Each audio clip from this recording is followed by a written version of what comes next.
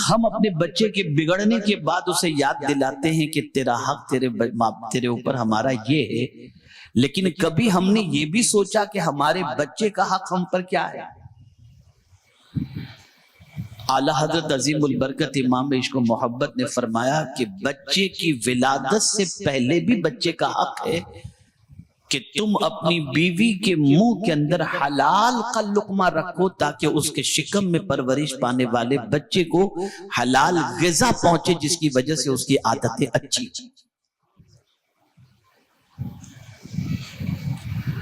آقا کریم صلی اللہ تعالی علیہ وسلم نے بچے کا حق جو مقرر فرمایا ہے اسے آپ اچھی طریقے سے ذہن میں رکھیں کہ میرے پیارے آقا صلی اللہ تعالی علیہ وسلم کے پیارے دیوانوں، رسول اعظم صلی اللہ علیہ وسلم فرماتے ہیں کہ بچہ پیدا ہو تو سب سے پہلے اس کا اچھا نام رکھو، اس کا اچھا نام رکھو۔ آج اچھا نام نہیں سوچتے، توجہ چاہوں گا لفظ پر، آج اچھے نام کی تلاش نہیں، نئے نام کی تلاش ہے۔ حضرت کوئی نیا نام بتائیں، حضور فرماتے اچھا نام رکھو، اور ہم تلاش کر رہے نئے نام، منکی، پنکی، ڈونکی، بس یہ سارے نام۔ مجھے یاد ہے مرحوم حضرت مولانا عبد القادر کھتری صاحب رحمت اللہ تعالی علیہ بڑے اصلاحی موضوع پر خطاب کرنے والے بزرگ تھے۔ ان کے پاس ایک شخص پہنچا اور پہنچنے کے بعد عرض کرتا ہے حضور میرے گھر بیٹا پیدا ہوا، کوئی اچھا سا نام بتائیں۔ آپ نے انہیں بتایا عبداللہ رکھو، عبد الرحمن رکھو، عبد الصمد رکھو، محمد رکھو، محمد ابراہیم رکھو، اس طریقے سے نام انہوں نے بتایا۔ حضرت یہ تو سب پرانے نام ہے، کوئی نیا نام رکھو۔ تو آپ نے کہا ایک نام بتاؤ جو ابھی تک کسی نے اپنے بچے کا نہیں رکھا۔ وہ تو خوش ہو گیا، کہا ابلیس رکھ دو۔ کہا حضرت آپ کیسی بات کر رہے ہیں؟ تو فرمایا اب تم کو نیا چاہیے، حضور فرماتے اچھا نام رکھو، اور تم کہہ رہے ہو نیا نام دو، تو میں تم کو نیا نام دے رہا ہوں، کوئی آج تک نہیں رکھا اپنے بچے کا نام۔ ہماری فکر اتنی خراب ہو چکی کہ ہم نے کبھی حضور صلی اللہ علیہ وسلم کی فکر کو اخذ کر کے اس پر عمل کرنے کی کوشش نہیں کی۔ اور قرآن کہتا ہے ما آتاکم الرسول فخذوہ، جو حضور دے وہ لے لو، اور جو حضور دے رہے ہیں ہم وہ نہیں لے رہے، ہم وہ لے رہے ہیں جس سے حضور نے روکا ہے۔ میرے پیارے آقا صلی اللہ تعالی علیہ وسلم کے پیارے دیوانوں، نام کا اثر بچے کی زندگی پر پڑتا ہے، نام کا فائدہ بچے کی زندگی اور اس کی سیرت پر پڑتا ہے۔ اسی لیے آقا کریم صلی اللہ علیہ وسلم نے ارشاد فرمایا جس نے اپنے بیٹے کا نام محمد رکھا اللہ تعالیٰ اس کے اور اس کے ماں باپ کو جنت عطا فرما دے گا۔ اور سرکار فرماتے ہیں صلی اللہ علیہ وسلم اپنے بچوں کا نام انبیاء کے نام پر رکھو، اور اسی کے ساتھ حضور صلی اللہ علیہ وسلم نے فرمایا سب سے اچھے نام عبداللہ، عبد الرحمن وغیرہ ہے۔ پہلا حق بچے کا یہ بنتا ہے کہ نام رکھو، اور اسی کے ساتھ حضرت امام علی مقام علی جدہ وعلیہ الصلاۃ والتسلیم اس فرش گیتی پر جلوہ گر ہوئے تو خود رحمت عالم نور مجسم صلی اللہ تعالی علیہ وسلم نے نام بھی رکھا، اور ساتھ ہی ساتھ ایک کان میں اذان اور دوسرے کان میں اقامت بھی آپ نے کہی، اور حضور نے فرمایا صلی اللہ علیہ وسلم جب کسی مسلمان کے گھر بچہ پیدا ہو اور اس بچے کے کان میں اذان اور اقامت کہی جائے وہ مرگی کے مر سے محفوظ رہے گا۔ یہ حضور کا فرمان صلی اللہ علیہ وسلم، ام الصبیان کے بارے میں فرمایا۔ اور یہاں ایک نقطہ میں آپ کے سامنے عرض کروں، یہ کیوں نہیں کہا کہ بچہ پیدا ہو تو اس کو پہلے قرآن دکھاؤ؟ یہ کیوں نہیں فرمایا کہ بچہ پیدا ہو تو اس کو پہلے مسجد دکھاؤ، پہلے کان میں اذان کہو؟ یہ کیوں فرمایا؟ اور قرآن کو بھی جب ہم دیکھتے ہیں تو ترتیب یہی ملتی ہے، बसारत का तस्करा पहले नहीं, समाअत का तस्करा पहले। इन्न अस्समअ वल बसर वल फुआद कुल्लु उलाइका काना अन्हु मसऊला वजअलनाहु समीअन बसीरा। यहां भी समाअत पहले, बसारत बाद में। वजह सबसे बड़ी ये है कि बच्चे की आंख बाद में खुलती है और देखता बाद में है। सुनने की ताकत अल्लाह उसको पहले अता फरमा देता। यही वजह है कि गौसे पाक मां के पेट में रहकर 17 पारे सुने थे, कुरान देखा नहीं था। पैदा हुए तो 17 पारे के हाफिज बनकर के पैदा हो। ये है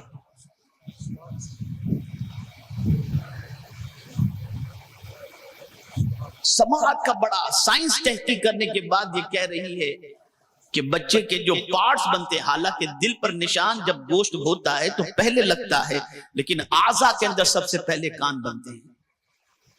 इसलिए कि रीढ़ की जो हड्डी है ना, इसका ताल्लुक ये कान की रगों से होकर और कान के उससे जाता है।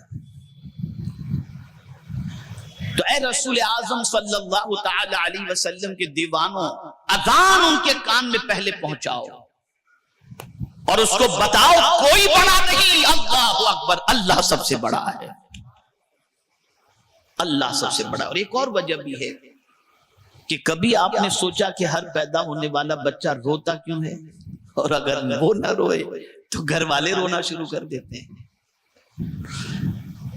कि पता नहीं जिंदा भी है कि मुर्दा है। हर पैदा होने वाला बच्चा क्यों रोता है? तो फरमाया गया जैसे ही पैदा होता है शैतान उसके पेट पर अपना पंजा मारता है, बच्चा रोना शुरू करता है। और कुरान शरीफ के अंदर अल्लाह अज़्ज़ा व जल्ल ने इरशाद फरमाया, जैसे ही बंदे को अल्लाह का जिक्र सुनाया जाए या बंदा अल्लाह का जिक्र करे, शैतान उसके दिल से भाग जाता है। तो कान में अल्लाह का जिक्र पहुंचा दो ताकि बच्चे को अल्लाह शैतान की शरारतों से महफूज फरमा दे।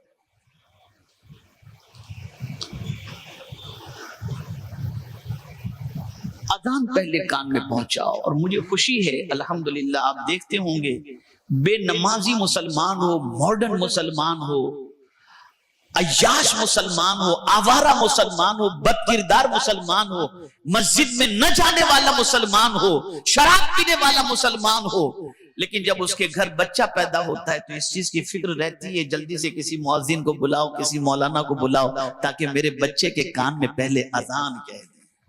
ये फिक्र रहती है।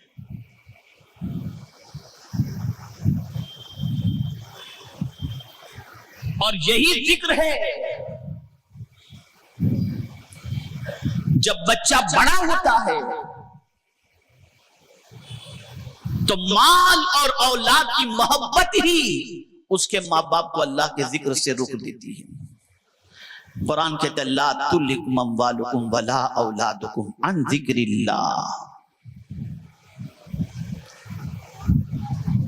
ये माँ बाप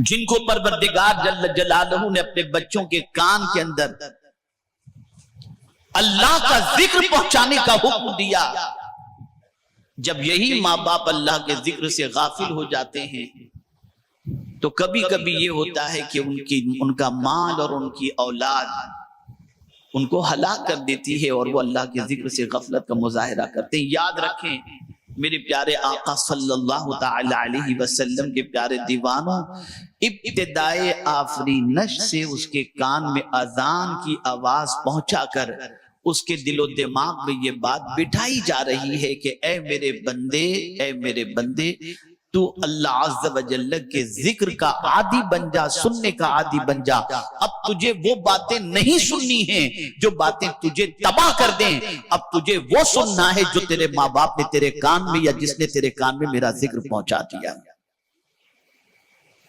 अब बच्चा क्या सुनता है? भूल गया वो अपने बचपने को। अब क्या सुनता है बच्चा? हमारे नौजवान क्या सुनते हैं? कान में लगाकर निकलते हैं ना रास्ते में, गाड़ियों में होते, क्या सुनते हैं? इल्ला माशाअल्लाह सब पता नहीं क्या सुनते हैं, मैं तो कुछ नहीं कह सकता।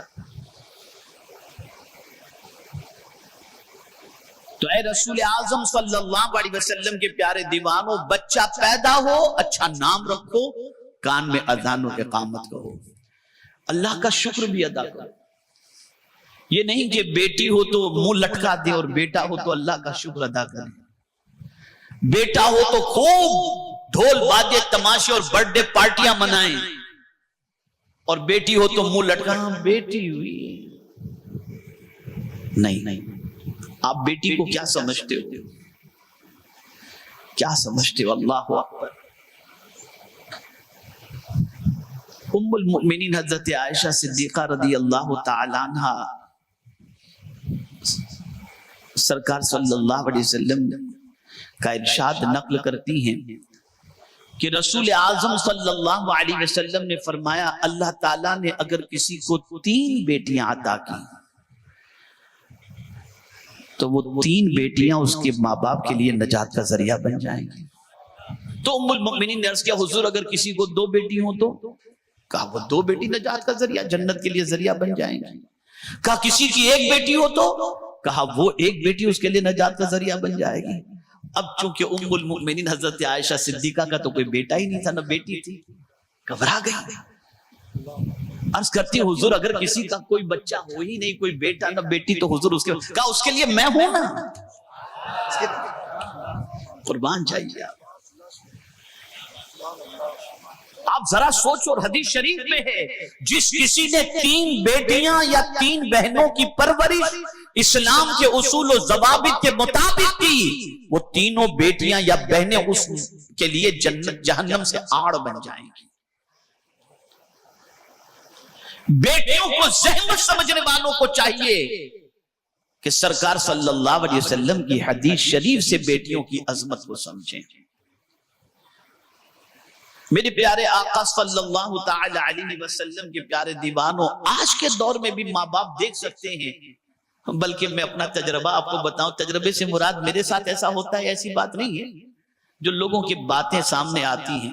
زیادہ تر بچیوں کا سسرال میں جھگڑا ماں باپ کو لے کر کے ہی ہوتا ہے. جہاں سسرال والوں نے بچی کے ماں باپ کو کچھ کہا, بچی فوراً آستین چڑھا لے گی, میرے ماں باپ کو برا بھلا مت کہو, فوراً ڈیفینس میں کھڑی ہو جاتی ہے. اور بیٹا جہاں ماں باپ نے کچھ کہا, بیوی کا ہاتھ پکڑا, میں جا رہا ہوں گھر چھوڑ کر. دیکھ لیجیے آپ, آج کے دور میں بھی بڑھاپے میں اگر سہارا کوئی ماں باپ کا بنتا ہے تو بیٹیاں بنتی نظر آتی ہیں. ارے جن بیٹیوں کے بارے میں حضور فرمائے جنت کا ذریعہ بن جائے, ان بیٹیوں کی عظمت کا کیا کہنا. اور پھر آپ دیکھیں, حضور نے صرف کہا ہی نہیں, خدا کی قسم کر کے بتایا. ایسا بیٹیوں سے حضور کا سلوک تھا کہ اللہ اکبر, شاید ہی دنیا میں کوئی باپ ایسا ہو جو اپنی بیٹیوں سے اتنا پیار کیا ہو جتنا حضور نے اپنی بیٹیوں سے پیار کیا ہے. اتنا پیار.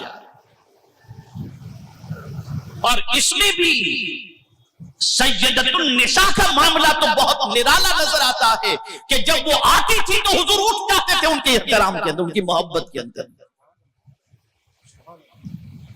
پھر بیٹی نے بھی حق ادا کیا, بیٹی نے بھی حق ادا کیا کہ صرف یہی نہیں کہ باپ نے اتنا پیار دیا ہے تو پیار لے لیا, نہیں, پھر بیٹی نے بھی باپ کے پیار کا حق ادا کیا. کیسا حق؟